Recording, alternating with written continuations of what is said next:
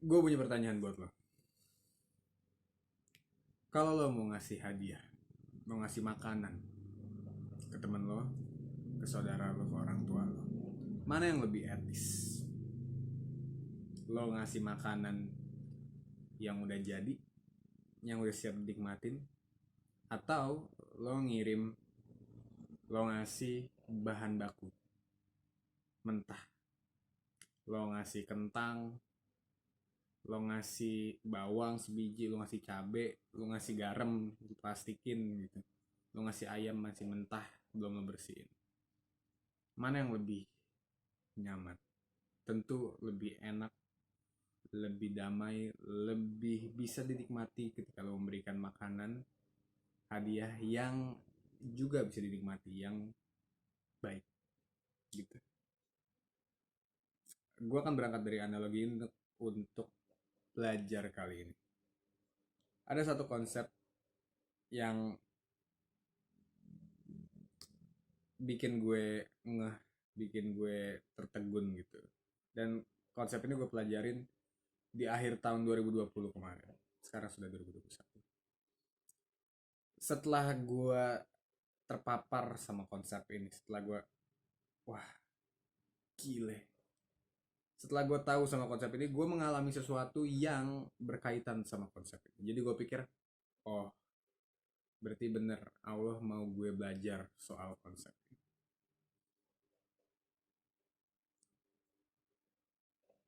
Pertama kali gue dengar konsep ini dari ceramahnya Cak Nun.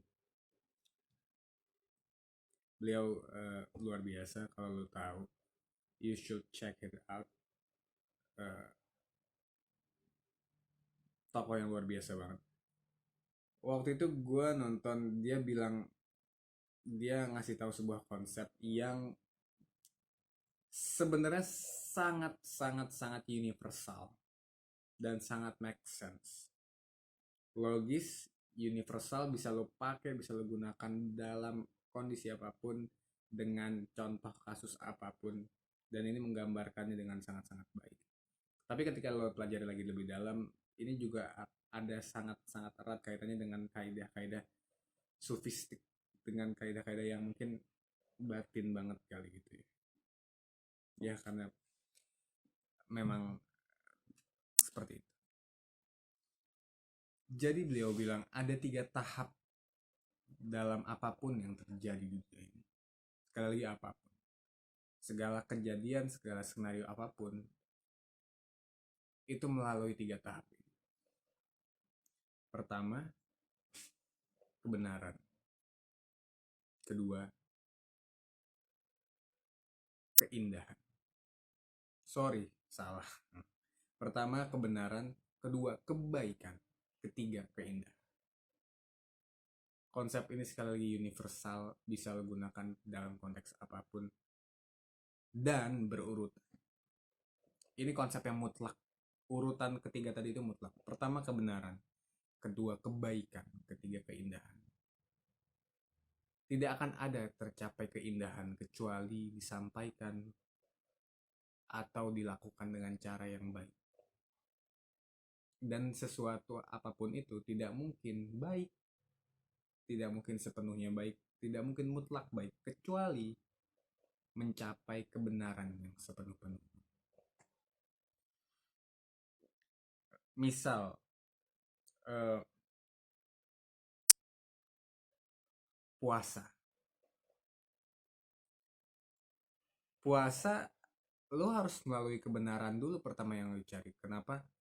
Apa sebenarnya puasa itu? Oke, sebenar-benarnya puasa berarti dari subuh ketemu maghrib, dengan kaidah-kaidah yang sudah ditentukan. Oh, harinya ini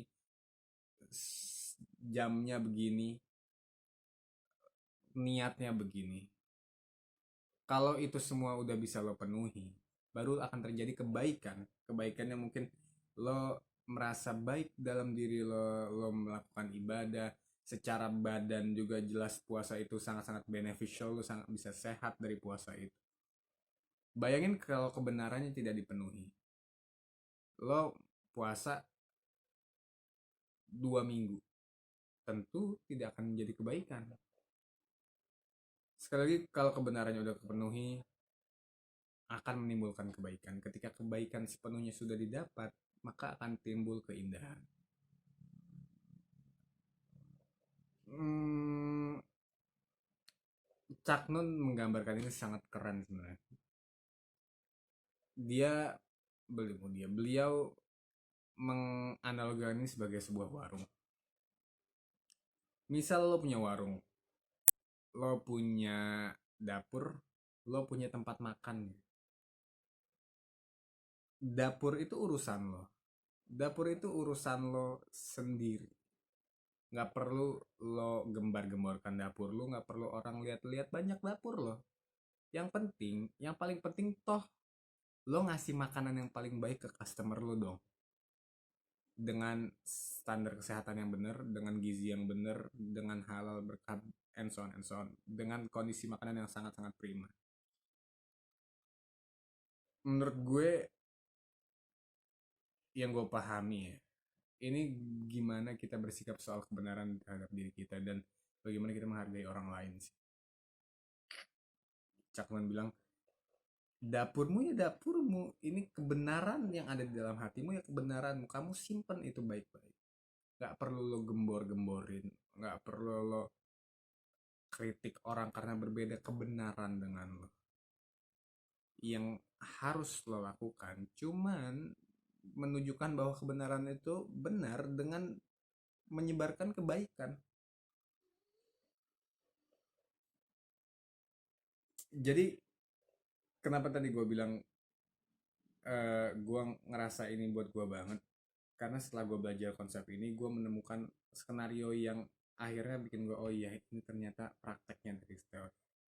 Jadi waktu itu gue sempet berantem sama temen gue. Iya, jadi gue berantem sama temen gue, kita beda pendapat lah. Jadi dia tuh punya pendirian ini, terus gue bilang, oh kok gitu loh, ini gue kasih tahu loh, yang bener tuh gini gini gini gini gini gini, lo kok gini. Akhirnya dia nggak suka, dia sempet sebel sama gue, akhirnya kita sempet marahan and crash lah pokoknya. Gue udah nggak enak hati tuh, waduh kenapa kita harus marah. Tapi gue senang, gue sadar, karena gue gembar-gemborin dapur gue, bukan tugas gue untuk mencampuri dapurnya dia dengan urusan dapur gue punya resep, dia juga punya resep, gue punya kebenaran, dia juga punya kebenaran, dan kebenaran itu sudah dikalkulasikan sama dirinya sendiri untuk dirinya sendiri. Gue juga pun begitu, gue meresepkan sendiri baik buruknya hal, bagaimana memandang hal, tentu dengan kaidah-kaidah yang cocok untuk diri gue sendiri dengan kondisi gue. Itu kan yang jadi masalah kita di mana-mana di dunia ini. Kenapa ada rusuh ini itu, ada perbedaan pendapat ini itu, karena kita selalu berusaha mengobrak-abrik resep orang lain dengan resep kita. Misalnya lo seneng nggak, misalnya gue tuh punya resep, gue seneng banget ayam goreng itu paha atas, gue seneng ayam goreng itu paha atas. Terus tahu-tahu ada yang bilang, loh nggak bisa gitu, ayam goreng itu paling enak paha bawah. Lo gue bilang ya suka-suka gue, yang makan gue. Terus dia tetap ngotot, dia bilang, lo nggak bisa, ini resepnya begini, udah pakai bawah-bawah, ayam goreng itu harus pakai kunyit. Gue bilang, nggak juga ah, gue nggak pernah pakai kunyit. Bawaan crash lah jadinya. Ini kan masalahnya dengan apapun crashnya di Indonesia, misalnya di manapun, karena banyak orang gampang sumbu pendek, banyak berantem karena mereka nggak bisa melihat orang dengan resepnya sendiri, dan mereka gembar-gemborin resepnya sendiri gitu loh. Padahal Cakman bilang, ya udah kebenaran itu kalau memang benar lo simpan karena itu bekal lo. Tugas kita, kalau memang lo punya niat baik untuk bagi-bagi resep, bukan berbagi kebenaran tapi berbagi kebaikan.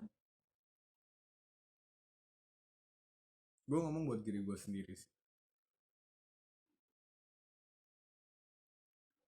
Misal tadi contoh kasus kayak tadi, gue senengnya ayam goreng pak atas, ada orang, gue balik deh, dia sukanya ayam goreng cuman yang paha bawah dan harus pakai kunyit. Gue, selera gue, kebenaran gue, menurut gue ayam bakar, ayam goreng itu enaknya paha atas karena lebih juicy, dagingnya lebih banyak, kulitnya lebih banyak, dan gak usah pakai kunyit lah, pakai yang lain.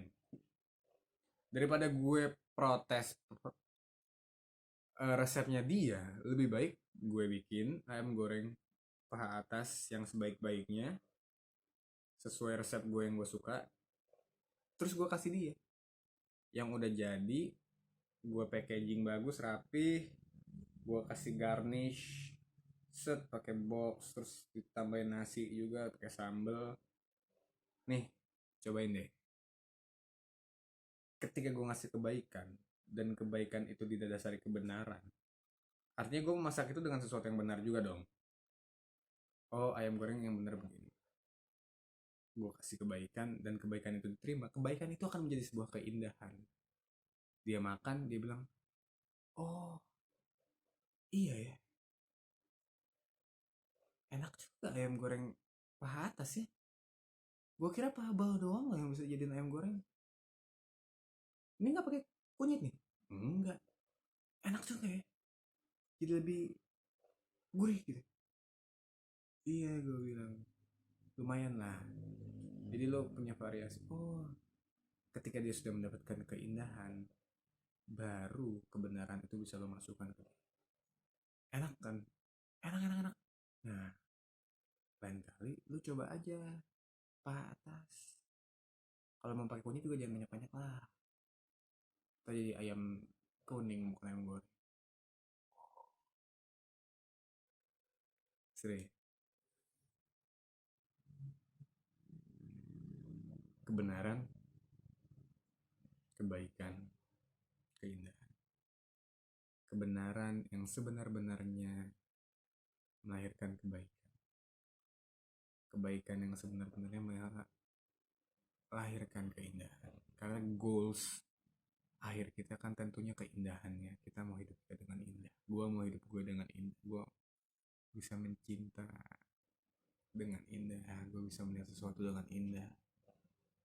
So, keindahan, kebenaran, kebaikan, keindahan, gitu aja dulu tanya video ini. Terima kasih. Eh, Selamat datang 2021. Gue harap, gue berdoa kita semua bisa menerima cintanya Allah. So, ciao.